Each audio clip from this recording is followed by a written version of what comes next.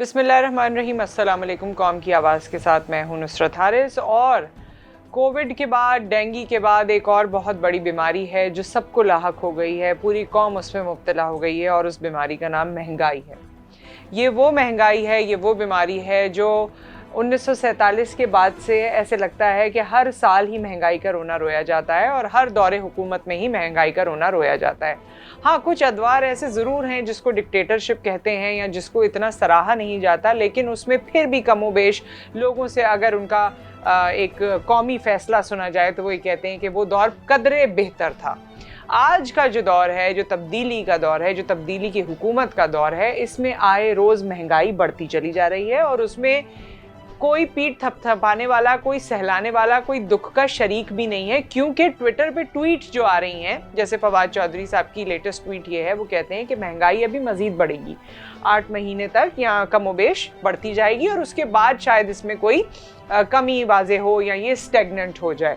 तो जब इस तरह का हमारी हुकूमत का मिजाज है और जब हमारे पास इमरान खान साहब का भी जो कौम को उन्होंने एड्रेस किया, उसमें उनकी बात से ये वाजे था कि वो ये कह रहे हैं कि जी महंगाई तो अपनी जगह होगी, पूरी दुनिया में हो रही है, तो it is out of our control. खैर, इकोनॉमिक फिनोमेना है और बहुत सी और इसमें चीज़ें आती हैं। इन्फ्लेशन, हर मुल्क अपने अपने तौर से उसको निमटने की कोशिश ज़रूर करता है, बेशक ये इंटरनेशनल फिनोमेना हो।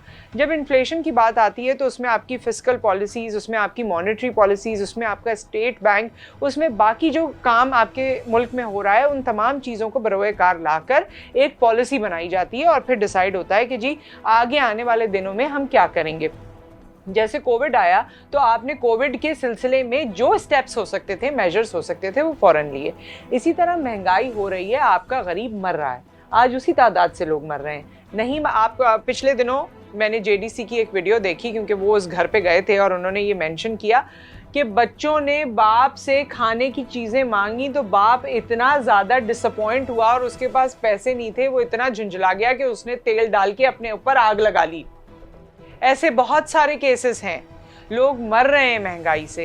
एक मुतवस्सित तबका भी जो पहले अच्छी गुजर बसर जिनकी हो जाया करती थी, उनके लिए भी आज मुश्किल हो रही है। जो अमीर घराने हम समझा करते थे, आज वो भी सोच में पड़ गए हैं कि इतना महंगा खाना आता है, इतने महंगे फूड आइटम्स हैं हमारे पास। बेसिक लाइफ, लग्जरी की तो बात ही नहीं है। Basic life, basic utility, basic खाना पीना, बेसिक ज़िंदगी गुजारना, वही हमारी इस्तिताअत से बाहर निकलता जा रहा है। और स्टेट का मतलब क्या है? जब आपको वोट चाहिए होता है, किसी भी हुक्मरान को वोट चाहिए होता है, तो वो ये कहते हैं जी महंगाई को हम कंट्रोल करेंगे, आम आदमी के लिए हम रोटी को एक्सेसिबल बनाएंगे, हम उसके लिए इतने घर बना देंगे तो उतने मकान हो जाएंगे, तो इतना बिजनेस हो जाएगा, तो इतनी नौकरियां हो जाएंगी। कहाँ है ये सब कुछ?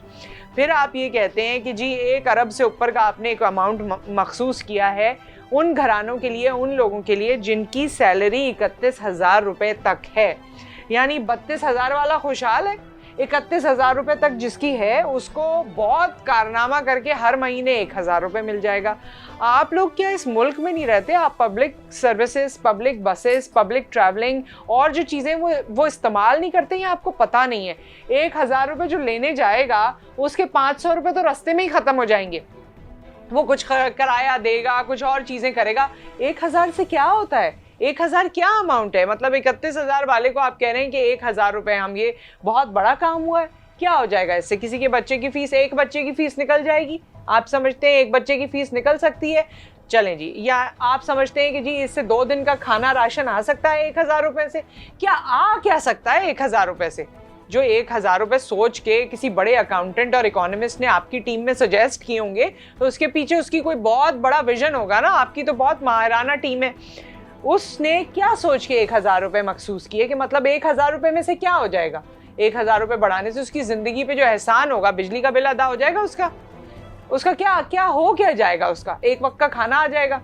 देखें जी, 1,000 रुपये तो आजकल लोगों के नाश्ते और जो मुख्तलिफ सब्जियां वब्जियां लेनी है उसी में, पिछले दिनों तो सब्जी भी इतनी महंगी थी। जो बेसिक चीज़ें हैं, जो प्याज टमाटर डलने होते हैं सालन में, वो हमारे यहाँ इस्तिताअत से बाहर चले जाते हैं। मैं बाकी तो बात ही क्या करूं, घी तेल और बाकी चीज़ों की बात ही क्या करूं। आज माँ बाप बच्चों को कहने पे मजबूर हो गए हैं कि छोड़ो अंडा मत खाओ, छोड़ो ये मत करो, चलो अभी पैसे नहीं है अभी ये मत करो। कब कहा करते थे हमारे बचपन में भी, या वैसे भी माँ बाप तो अपने बच्चों से शायद ये बात भी नहीं किया करते थे। लेकिन अब ये इतना मुश्किल दौर आ रहा है इस महंगाई के जिन को आप बोतल में बंद करेंगे, या आपने हाथ उठा लिए कि नहीं जी ये तो हो ही नहीं सकता। और इस वक्त की हुकूमत की नाअहली सबसे ज़्यादा ये है, अफसोस के साथ, कि आप अपने मुंह से कह देते हैं कि हो ही नहीं सकता, पूरी दुनिया में हो रहा है। जब पूरी दुनिया में हो रहा है तो आप हो या XYZ कोई भी आपकी जगह कुर्सी पे बैठा हो, आवाम को इससे क्या लेना देना, या आवाम को इससे क्या फ़र्क पड़ जाएगा, या अगला वोट आपको क्यों देगी आवाम? फ़र्क क्या है? मैं NRO नहीं दूंगा, मैं ये नहीं करूंगा, मैं वो नहीं करूंगा, इससे गरीब का पेट थोड़ी भर रहा है। आप वो काम करें जिससे उसको रोटी मिल रही है, उसका पेट भर रहा है। किसी को आप NRO दे रहे नहीं दे रहे, पुरानी लुटी हुई दौलत लेके आ रहे नहीं आ रहे, ये बाद की कहानी है। लुटी हुई दौलत आ जाएगी तो कौन सा हमारे यहाँ जो गरीब है वो अमीर बन जाएगा? मतलब हो क्या जाएगा हमारे यहाँ? ये फिनोमेना क्या है, मुझे समझ में नहीं आता। सो ये महंगाई, हम इसको अपनी जिम्मेदारी समझते हुए अपनी आवाज़ उठा रहे हैं, और ना सिर्फ जिम्मेदारी समझते हुए, क्योंकि हम भी इस महंगाई की बीमारी में लिपटते जा रहे हैं, ये हमें भी घेर रही है। आज आप समझते हैं कि 1000 रुपए देने से किसी की दवाइयाँ आ जाएंगी, चलो क्या, या उसके डॉक्टर का बिल पे कर देगा कोई? वायरल चल गए, डेंगू हो गया, डेंगू के टेस्ट इतने महंगे हैं, और इतनी कोविड की किट्स और बाकी तमाम चीज़ें, मतलब जो पत्थर उठाओ उसमें से कोई ना कोई मुसीबत ही निकलती है। क्या कर क्या रही है हुकूमत? ये इस वक्त का मेरा सवाल है। और फिर आप कहते हैं कि जी इंटरनेशनल फिनोमेना है, जी पेट्रोल की कीमतें बहुत वो ऊपर चली गई तो दालें भी महंगी हो गई और सब्जियां भी महंगी हो गई, क्योंकि सब्जियां तो पेट्रोल वाली व्हीकल पे लाद के ला रहे थे वो कहीं से, इस वजह से सब कुछ महंगा हो गया। आप लोग प्लीज़ होश के नाखून लें, इसके बारे में कुछ सोचें। जितने लोग कमरों में, एसी कमरों में बंद होके वजारतें चला रहे हैं और हुकूमत चला रहे हैं, वो थोड़े से होश के नाखून लें, थोड़ा सा आवाम को तसल्ली दें। ये 1000 रुपये का जो आप आवाम के ऊपर एहसान कर रहे हैं, इसका कोई फ़ायदा नहीं है। और उसमें से भी कितने लोगों को ये 1000 रुपये मिलेंगे, कितने महीने मिलेंगे, और बाकी अरबों रुपए किसकी जेब में जाएंगे, वो आपको भी पता है, हमें भी पता है। तो इसका ख्याल करें। खान साहब ने खुद कहा कि मेरिट का ख्याल किया जाएगा। खान साहब खुद एक ऑनेस्ट आदमी है, लेकिन उनकी टीम में या उनके नीचे जो लोग खड़े हैं जो ये 1000 रुपये बांट रहे होंगे, वहाँ खान साहब खुद नहीं खड़े होंगे। तो कौन वहाँ पर खड़ा होगा, कौन इनको देख रहा होगा, किस तरह से आप इसको फ़ाल बनाएंगे या ट्रांसपेरेंट करेंगे? इन तमाम चीज़ों के जवाब सोचिए और कोई ऐसी हिकमत अमली बनाएं कि हमारे यहाँ लोगों का गुजर बसर बेहतर तरीके से हो सके, वरना लोग इसी तरह पेट्रोल डाल डाल के एक दूसरे को जलाते जाएंगे या खुद को जलाते जाएंगे।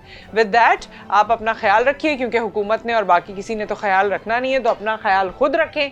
और अपने हालात से आप हमें बिल्कुल आगाह कर सकते हैं, क्योंकि ये प्लेटफॉर्म आपका है और हम आपकी आवाज़ बनना चाहते हैं और बनते हैं। फिर मुलाकात होगी। अल्लाह हाफ़िज़। वॉइस ऑफ नेशन की वीडियोस देखने के लिए हमारा चैनल सब्सक्राइब कीजिए और बेल के आइकॉन पर क्लिक कीजिए, ताकि आप हमारी तमाम आने वाली वीडियो से बाखबर रह सकें।